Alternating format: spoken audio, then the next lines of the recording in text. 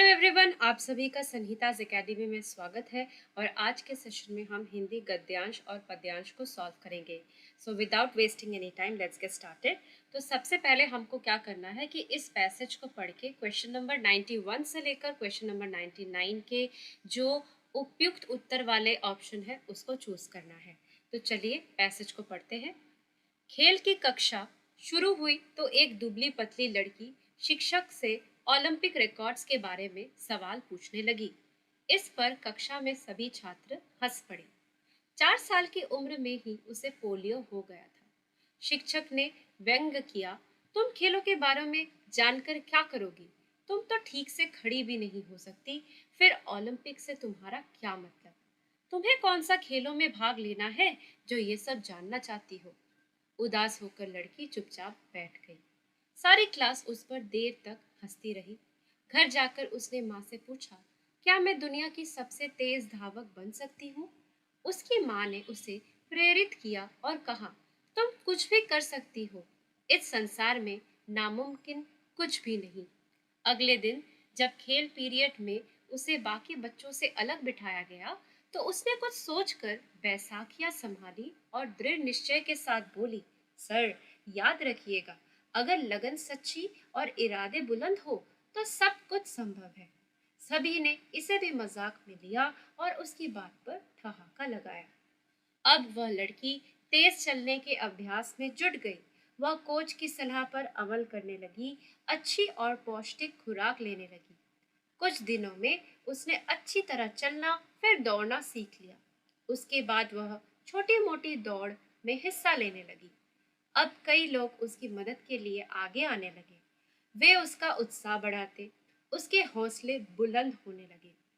उसने 1960 के ओलंपिक में 100 मीटर, 200 मीटर और 400 मीटर की रिले रेस में वर्ल्ड रिकॉर्ड बनाकर सबको आश्चर्यचकित कर दिया। ओलंपिक में इतिहास रचने वाली वह बालिका थी अमेरिका की प्रसिद्ध धाविका विल्मा रूडोल्फ। सो ये पैसेज बड़ा ही मोटिवेटिंग था। जैसा कि मैंने ज़्यादातर देखा है कि सीटेट में हिंदी पैसेज और पोएम जो दिए जाते हैं, वहाँ पर जो भी पैसेज होता है वहाँ से हम बहुत सी चीज़ें सीखते हैं। बहुत ही मोटिवेटिंग पैसेज और पोएम रहते हैं। तो चलिए सॉल्व करते हैं इस पैसेज से रिलेटेड जितने भी क्वेश्चंस हैं उनको। तो हमारा पहला प्रश्न क्या पूछा गया है हमसे कि शिक्षक के उत्तर से उसके बारे में धारणा बनती है कि वह सत्यवादी था, प्रेरक था, कठोर था या हितैषी था। तो देखिए, वो लड़की के हित के बारे में तो नहीं सोच रहा था, तो हितैषी नहीं होगा। उनकी बातें प्रेरक भी नहीं थी और वो सत्यवादी था, ये भी हम नहीं कह सकते। तो उस हिसाब से वह कठोर थे, ये इसका सही उत्तर होगा। लड़की के अनुसार सब कुछ संभव है यदि हो, क्या होने से कुछ भी संभव है। सच्ची प्रेरणा और अच्छा प्रशिक्षक, सच्ची लगन और ऊंचा इरादा, कठोर परिश्रम और सबल शरीर, बुलंद हौसला और ईश्वर की कृपा। सो अगर इस पैसेज को हमने ठीक से पढ़ा होगा तो हमने देखा है कि वहां पर लड़की ने अपने टीचर से क्या कहा था कि कुछ भी संभव है अगर हमारी जो लगन है वो सच्ची हो और हमारे इरादे बुलंद हो, यानी कि हमारा इरादा ऊंचा हो। तो ठीक है, सो उस हिसाब से ऑप्शन नंबर 2 इसका सही उत्तर होगा। 93 में हमसे पूछा गया है, गद्यांश में निहित मुख्य संदेश है। मतलब इस पैसेज से हमको क्या मैसेज मिल रहा है, क्या संदेश मिल रहा है? किसी का मजाक उड़ाना ठीक नहीं, शिक्षक को दयालु होना चाहिए, सफलता के लिए लगन और परिश्रम आवश्यक है, शारीरिक अक्षमता वाले लोगों को अधिक परिश्रम करना पड़ता है। तो इस पैसेज को पढ़कर हमने क्या देखा कि हमें कुछ भी हासिल करने के लिए, जीवन में सफल होने के लिए हमको लगन और परिश्रम, ये दोनों की ही जरूरत होती है। अगर ये दोनों ही हम साथ साथ करते रहे, मतलब हमारी लगन सच्ची हो और हम परिश्रम भी करते रहे, तो हम कुछ भी हासिल कर सकते हैं अपने जिंदगी में। 94 में हमसे कहा गया है, आश्चर्यचकित का विग्रह क्या होगा? आश्चर्य में चकित, आश्चर्य और चकित, आश्चर्य से चकित या आश्चर्य है जो चकित। सो यहाँ पर इसका जो विग्रह होगा वो क्या होगा? आश्चर्य से चकित होना। ठीक है, आगे बढ़ेंगे। व्यंग्य किया का सबसे उपयुक्त अर्थ होगा। सो व्यंग्य कसना यानी कि उपहास किया या निकाल दिया, डांट लगाई या ताना मारा। तो यहाँ पर जो उसके टीचर थे वो उसको ताना ही मार रहे थे, क्योंकि वो जानते थे कि उसको पोलियो है उसको चलने फिरने में तो नॉर्मली प्रॉब्लम आती है, तो वो खेलेगी कैसे? तो यहाँ पर उन्होंने उसको ताना ही मारा था कि तुम कौन सा ओलंपिक में भाग लेने वाली हो, तुम कौन सा खेलने वाली हो, इस टाइप की बातें सुनाया था उन्होंने। तो ये ताना मारा था उसको। 96 में कहा गया है पौष्टिक खुराक में दोनों शब्द है। तो पौष्टिक और खुराक दो शब्द है, वो कैसे शब्द है वो हमको उसकी पहचान करनी है। तत्सम तद्भव, तद्भव तत्सम, देशज आगत या तत्सम आगत। तो यहाँ पर इसका जो सही उत्तर होगा वो होगा तत्सम, यानी कि जो पौष्टिक शब्द है वो तत्सम शब्द है और जो खुराक है वो आगत शब्द है। 97 में हमसे कहा गया है तुम्हें कौन सा खेलों में भाग लेना है, भावार्थ की दृष्टि से देखे तो उपयुक्त वाक्य है। तो ये जो वाक्य हमने पढ़ा इसका भाव कैसा है, ठीक है, किस टाइप का वाक्य है ये? निषेधार्थक, विस्मयार्थक, प्रश्नार्थक या विधानार्थक?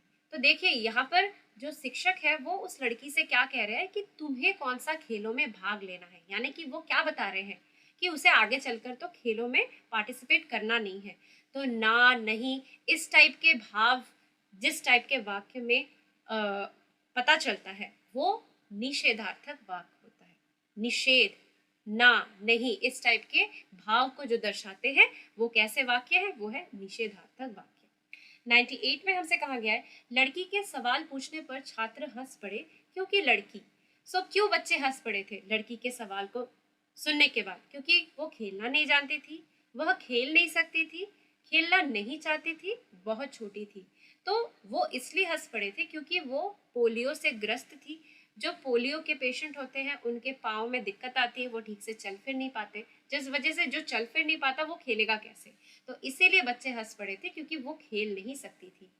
क्वेश्चन नंबर 99 में हमसे कहा गया है आपके विचार से लड़की को सफलता की सबसे बड़ी प्रेरणा किसने दी?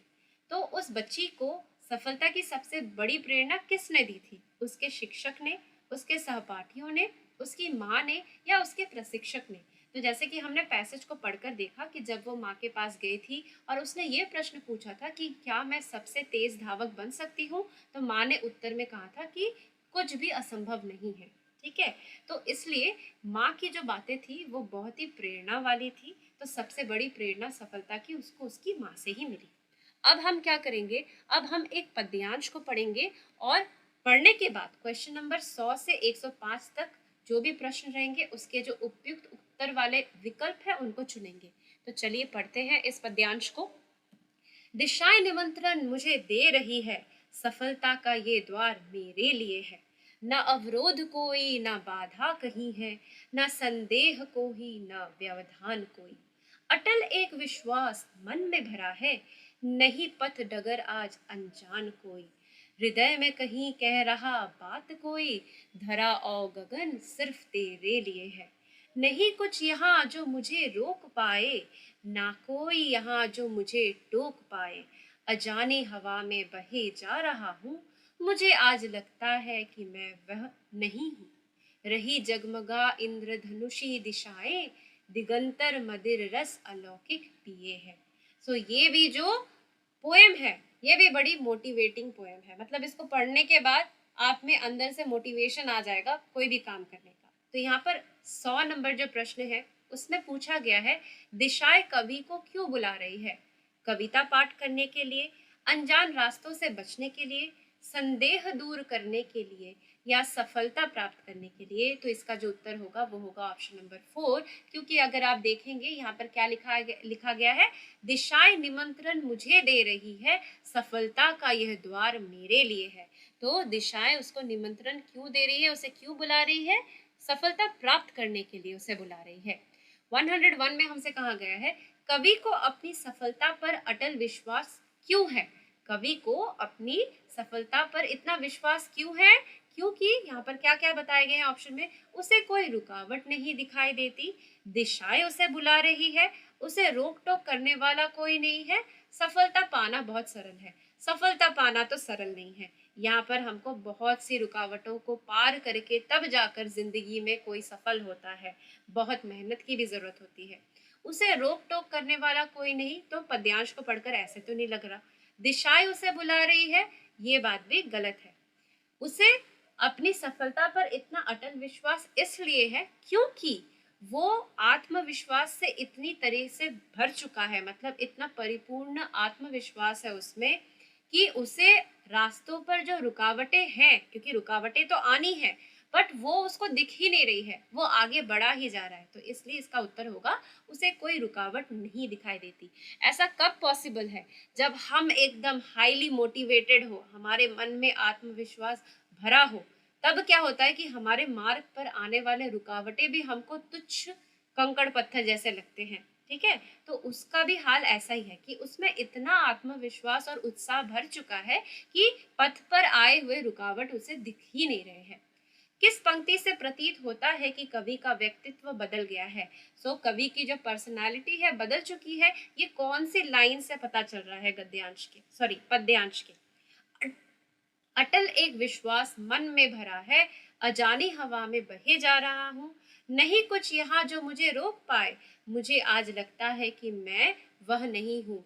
यहाँ पर इसका जो उत्तर होगा वो होगा ऑप्शन नंबर 4, क्योंकि कवि में एक बदलाव आया है और उस बदलाव के आने से उसे लग रहा है कि मैं पहले जैसा अब नहीं रहा। तो इसी से, इस पंक्ति से हमें ये पता चलता है कि जो कवि का व्यक्तित्व है, उसकी जो पर्सनालिटी है, वो बदल चुकी है। आगे बढ़ेंगे। यहाँ पर हमसे कहा गया है व्याकरण की दृष्टि से इंद्रधनुषी शब्द क्या है? संज्ञा है, सर्वनाम है, विशेषण है या क्रिया विशेषण है? इंद्रधनुषी दिशाएं बताई गई है। तो दिशाएं को डिस्क्राइब कौन कर रहा है? विशेषता कौन बता रहा है दिशा की? वो है इंद्रधनुषी। तो जब भी कोई संज्ञा या सर्वनाम की विशेषता बताता है जो शब्द, वो विशेषण कहलाता है। तो इसलिए इसका जो उत्तर होगा वो होगा ऑप्शन नंबर 3। क्वेश्चन नंबर 104 में कहा गया है अर्थ की दृष्टि से शेष से भिन्न शब्द को पहचानिए। मतलब बाधा, ये हमारा शेष शब्द है, इससे अलग जो अर्थ वाला शब्द है उसको हमें ढूंढ कर निकालना है। तो बाधा, व्यवधान, अवरोध, ये क्या है? ये रुकावटों को, ऑब्स्टकल्स को, हर्डल्स को बताता है। और डगर जो है वो रास्ते के लिए जाता है। तो यहाँ पर जो डगर है ये इस प्रश्न का उत्तर होगा, क्योंकि अवरोध, व्यवधान और बाधा ये रुकावटें बता रहा है और डगर रास्ता है, तो जिसका मीनिंग टोटली अलग है। तो ऑप्शन नंबर 1 डगर इसका सही उत्तर होगा।